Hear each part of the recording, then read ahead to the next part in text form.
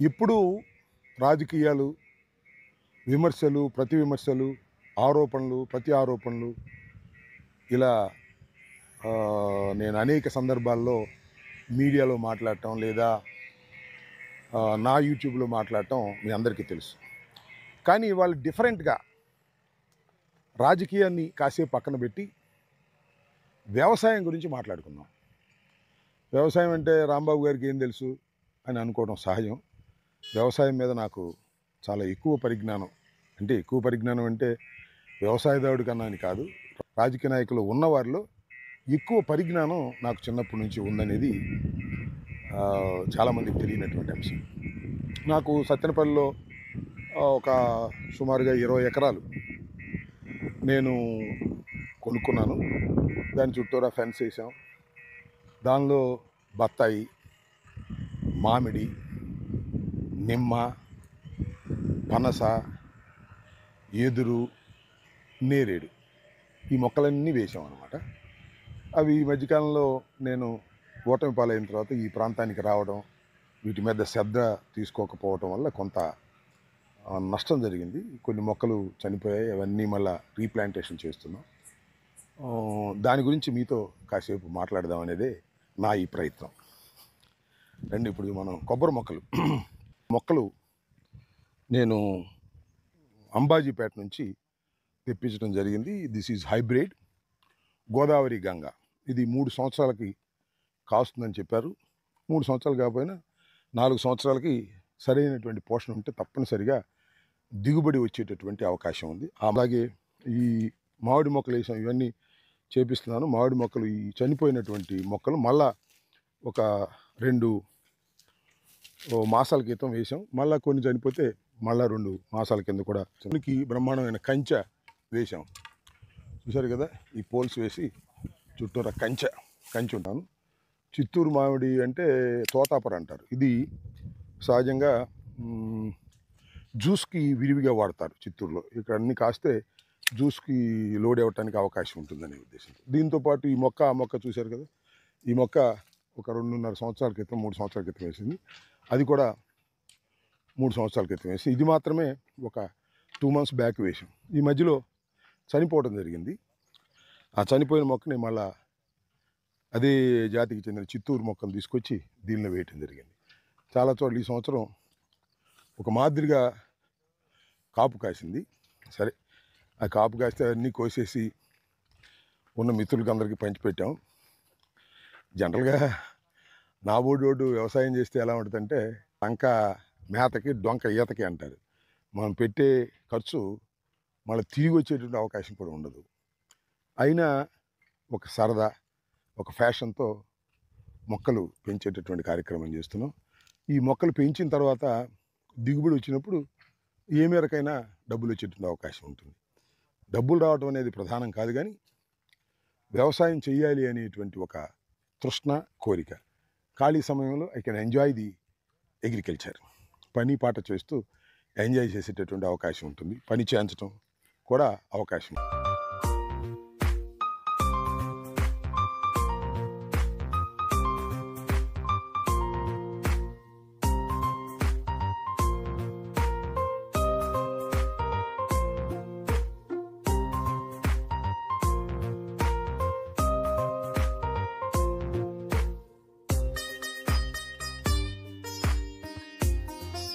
ఈ చెట్టు ఒక 3 years క్రితం నాటినటువంటి చెట్టు. సరే, ఈ చెట్టు ఈ సంవత్సరం కొంత కాపు కూడా కాసింది. ఇదిగో ఈ కాపు కాస్తే ఈ కాయలు కూడా మేము కొయ్యటం జరిగింది. అయితే ఈ చెట్టు ఏంటంటే, మామిడి చెట్టు మొదలు బాగా బలంగా పెరగాలి అంటే చిన్న కొమ్మల్ని కట్ చేయాలనేది శాస్త్రం. అందువల్ల దీని చిన్న కొమ్మల్ని కట్ చేయకపోతే మొదలు లావు కాకుండా చివరికి సన్నబడి గాలికి ఇరిగిపోయేటటువంటి ప్రమాదం ఉంటుంది. అందువల్ల కిందనున్నటువంటి మొక్కల్ని నిర్దాక్షిణ్యంగా ఒక 3 లేదా 3.5-4 అడుగుల వరకు దీన్ని మనం ఆ కొమ్మల్ని తొలగించేస్తే ఆ పైన బాగా పెరుగుతుంది. సుమారుగా ఇది చూడండి, ఇప్పుడు ఇది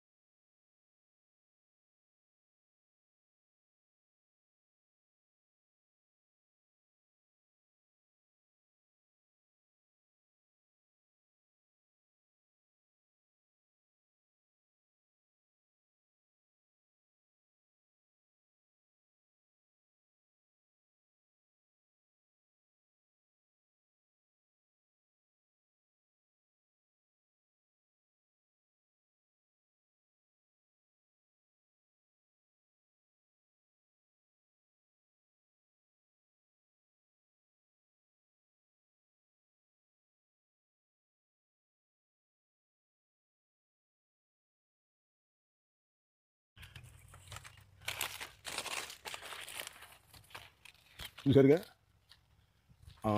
దిస్ ఈజ్ పోతాపరి అంటే చిత్తూరు మామిడి అంటారు.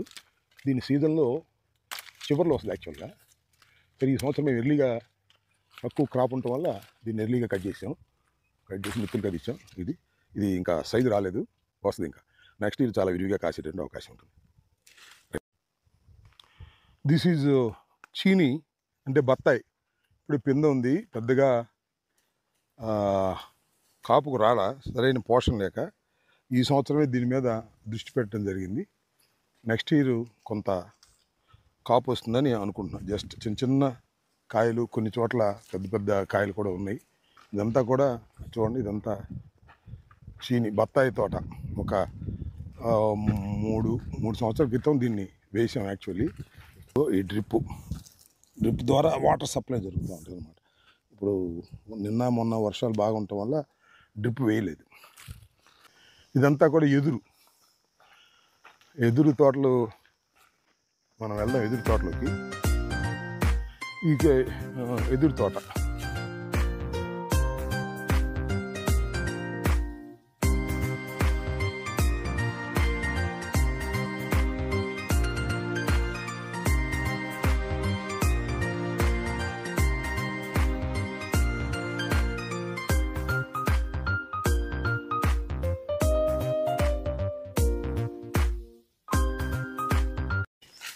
డ్రిప్, ఇదిగో డ్రిప్. ఈ డ్రిప్ వేసిన తర్వాత కొంత స్వచ్ఛగా వచ్చింది కదా.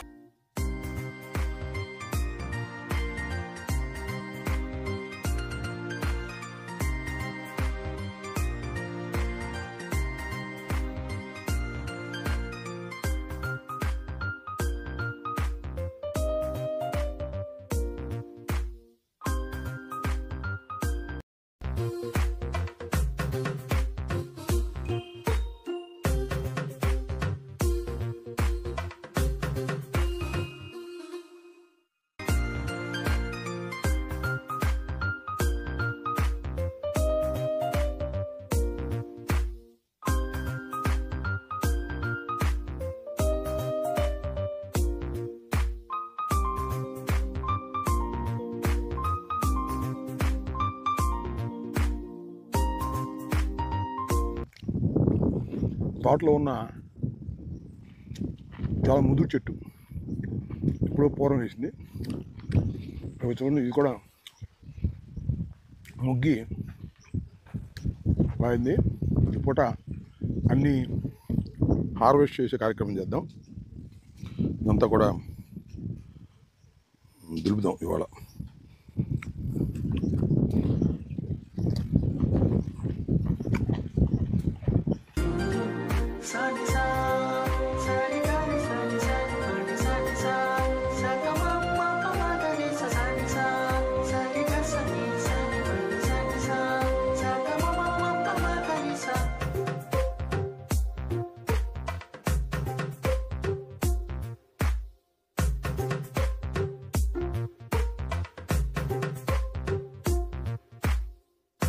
ఈరోజు ఇంతటితో సెలవు.